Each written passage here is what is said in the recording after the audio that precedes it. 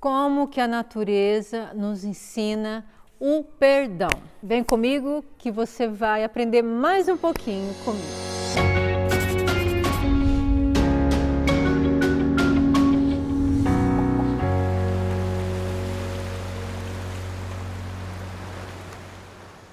Tudo bom com vocês? Eu sou a Rose, estou aqui com vocês mais uma vez, graças a Deus, isso é muito bom. Me alegra muito o coração, espero que vocês também estejam assim como eu, muito bem, felizes, plenos. Eu vou falar com vocês hoje sobre um assunto, quase que continuação do assunto passado, do vídeo passado. Se você não viu, vai lá dar uma olhadinha e depois você volta aqui e assiste. Você vai aprender mais um pouquinho comigo. Como eu falei no vídeo passado sobre o amor, sobre o amar ao próximo, a dificuldade que as pessoas têm, e eu não poderia deixar de falar sobre o perdão. O que o perdão tem a ver com o amor? Se você parar para analisar, você vai ver que tem muita coisa a ver com o perdão. E como não vai ser diferente, eu vou mostrar para você o que eu vivi, o que eu aprendi com o perdão, o que eu aprendi com a minha mãe, e o que eu aprendi no meu minha vida particular, com meu esposo e com a minha família, o que eu aprendi sobre o perdão. Mas antes, eu não posso deixar de falar com vocês que para estar aqui gravando esse vídeo e falando desse tema foi sinceramente uma unção de Deus. Foi uma necessidade que foi colocada no meu coração e mostrada a necessidade de falar sobre esse assunto.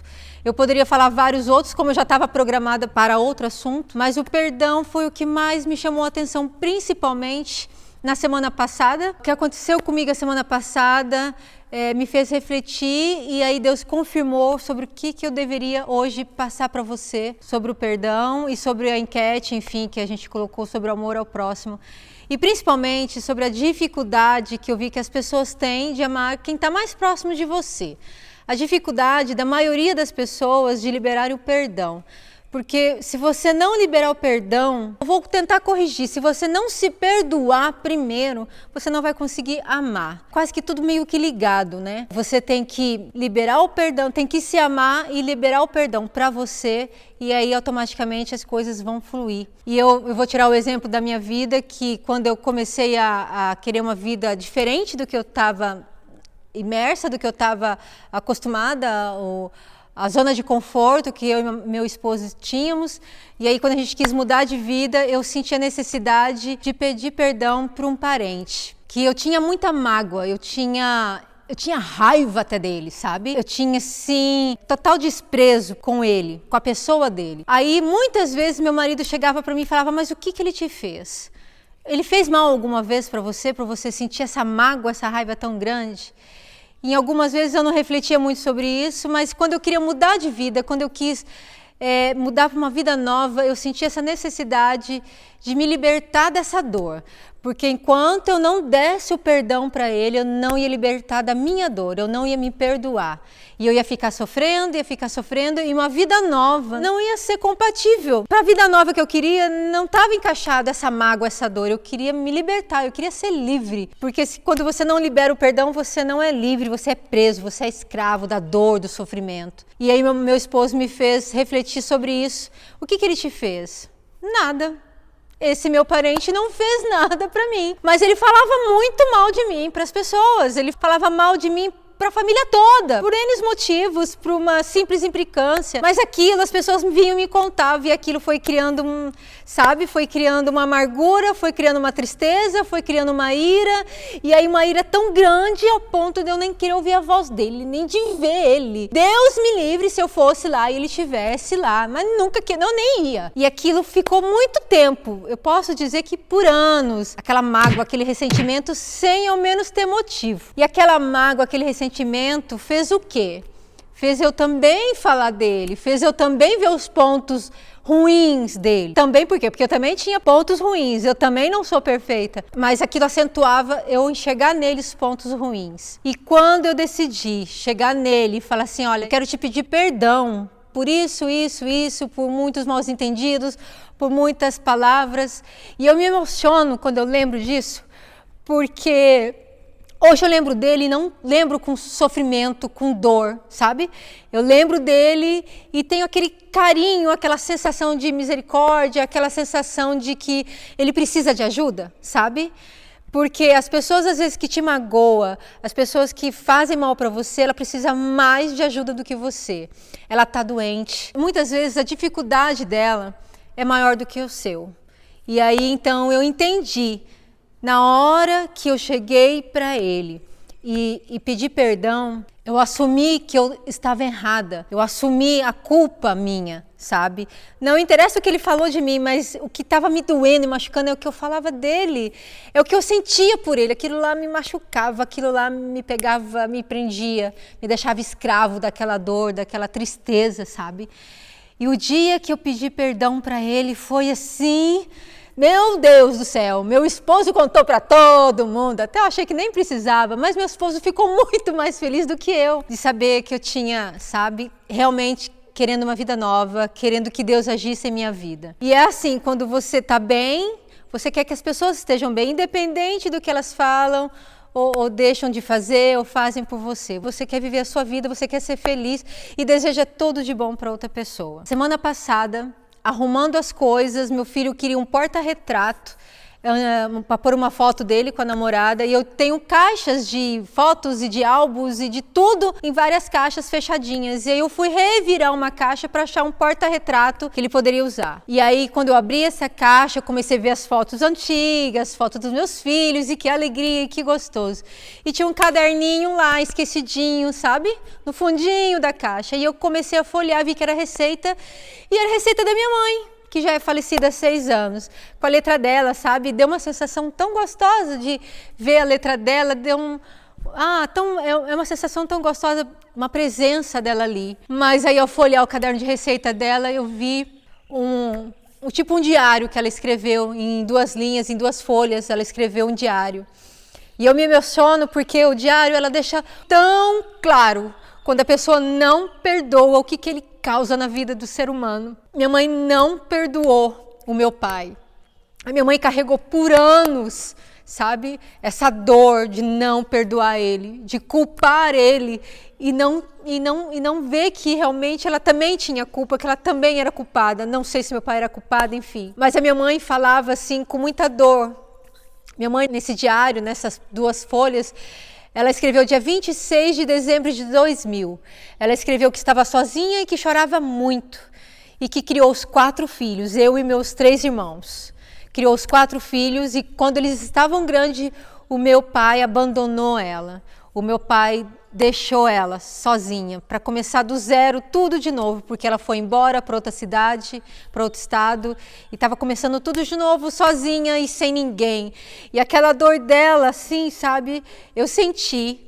E quem conviveu com a minha mãe, famílias, os amigos, sabe que minha mãe falava do meu pai. Meus pais se separaram há anos, há 10 anos, há 15 anos, pois ela falava como se tivesse sido ontem. Ela falava e vivia tudo de novo. Ela falava e chorava. E a gente chorava junto com ela porque sentia aquela dor, aquela tristeza. E ela falava das coisas ruins, ela falava das tristezas, do que ela fez e não foi reconhecida. E aquilo doía muito mais nela. E ela frisa muito nesse diário que o meu pai abandonou ela. Olha só. E eu fazendo a reflexão e orando a Deus, eu recordei que na verdade ela discutiu com o meu pai naquele dia, naquele ano de 2000, e ela juntou as coisas e foi embora. Então não foi meu pai que abandonou ela, foi ela que abandonou ele. Ela estava cansada, ela se convenceu de várias coisas ruins e foi embora. E sofreu e carregou essa dor de abandono, de sofrimento por muitos anos. E a gente, quando não libera o perdão, minha mãe é um exemplo vivo disso, que ela faleceu, ela ficou doente, ela adoeceu e morreu.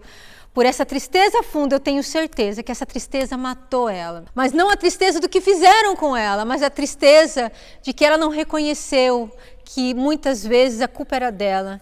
Ela não liberou o perdão, porque ela não se perdoava lá no íntimo, ela não se perdoou. Ela achou mais fácil culpar o outro, sabe?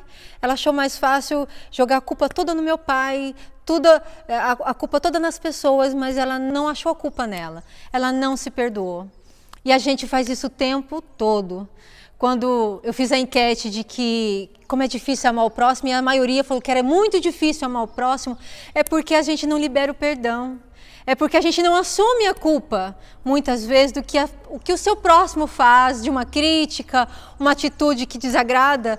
E às vezes é você que está ali por trás daquela atitude, daquelas palavras, mas você não se assume. Você acha mais fácil culpar os outros. Você acha mais fácil culpar o governo. Você acha mais fácil culpar o seu marido que não te dá amor, que não te dá carinho, que não te dá atenção. Mas onde está? Onde está o seu papel de esposa, de mãe, de amiga? Onde está? O que você está fazendo para mudar isso? Que atitude você está tendo para ter uma vida diferente, para ter uma vida nova? Eu vou citar para vocês uma passagem bíblica de Judas e de Pedro. Eles traíram Jesus, né? Judas traiu Jesus e se arrependeu amargamente logo em seguida e se matou. Teve uma atitude, né? A traição dele foi uma atitude de dar um beijo em Jesus e aí mostrar que era ele. Então a atitude foi muito forte e o arrependimento foi tão grande que ele não se perdoou. Mesmo Jesus olhando para ele e entendendo que estava tudo bem. Mas Judas não se perdoou. Ele poderia até ter entendido que Jesus tinha perdoado ele, mas ele não se perdoou. E então ele se enforcou. Mas Pedro também traiu Jesus. Pedro negou Jesus, falou que não conhecia. Ele foi uma traição de palavras. E Jesus também olhou para Pedro e também perdoou Pedro. E o que o Pedro fez com a atitude de Jesus quando Jesus olhou para ele e perdoou? Pedro também se perdoou. E ele estava ali quando Jesus ressuscitou, ele estava ali, eu imagino Pedro arregaçando as mangas, não, agora eu vou ter outra vida, agora eu vou ser diferente, agora não vai acontecer isso mais, porque eu aprendi, sabe? O Pedro trouxe para a vida dele, e a vida dele foi transformada, e ele transformou a vida de milhões de pessoas. E eu faço a analogia da natureza, quando você bate no cachorrinho, quando você maltrata o seu animalzinho, ele vem, passa algumas horas, ele vem para você de novo como se nada tivesse acontecido. Ele pode até lembrar, porque às vezes ele vem meio assim, meio desconfiado. Ele até lembra, mas ele não sente a dor, ele não sente o sofrimento, ele não sofre de novo. Ele dá a volta por cima e vem com todo amor e carinho. E aí tem as plantas, você arranca uma planta, você pisa em cima. O que a planta pensa? Vamos pensar que a planta pensa. Quando você pisa em cima de uma planta, você arranca uma árvore, corta ela não vai nascer mais, ela vai se revoltar. Não vou mais nascer nesse lugar, não vou mais dar flor, não, você arrancou, não. O que a natureza ensina? Que se renova, que ela perdoa e ela está ali de novo florindo, a árvore está ali de novo brotando, ela continua a brotar. Porque ela reconhece que é um processo que foi necessário por N motivos. E eu trago essa reflexão para você hoje. Se renove, quer ter uma vida nova, quer começar de novo, começa do jeito certo, se perdoa, se ame e libere o perdão, para que essa mágoa, esse sofrimento não te mate. E o mais importante, que toda pessoa que fere, toda pessoa que corre e se apressa a fazer uma maldade, ela precisa muito mais da sua ajuda do que as pessoas que estão ali do teu lado. A gente não deve nunca julgar um adulto sem saber a criança que ele foi, sem saber o que ele passou. Então, toma cuidado quando as pessoas te fazem mal, reflete um pouco o porquê que ele está fazendo isso. Tenta olhar as pessoas, o próximo, uma atitude dele ruim, uma palavra, um gesto no trânsito ruim, tenta trazer para a sua vida, tenta você refletir o porquê que ele está fazendo isso, né? O que eu aprendo com isso, né? Coitado, né? Como a gente tem que tentar olhar o próximo, principalmente os que às vezes não condiz com nossos princípios, que rejeitam, que criticam as nossas atitudes, você tem que olhar eles com o olho de Cristo, porque para Cristo nós somos todos iguais. E aí quando você julga alguém, quando você condena alguém, você está condenando e julgando a Cristo. Porque nós somos filhos e imagem e semelhança dele. E assim fica mais fácil você liberar perdão, você olhar para o próximo, para o seu próximo, com mais amor, com mais carinho, como deve ser. Porque é isso que Deus espera de você. Que apesar do seu sofrimento, olha o exemplo que Jesus deu, apesar do sofrimento, da humilhação, da dor, ele olhou para nós com tanto carinho e ainda liberou o perdão. E ainda pediu perdão. E a gente deve sim trazer o exemplo de Jesus.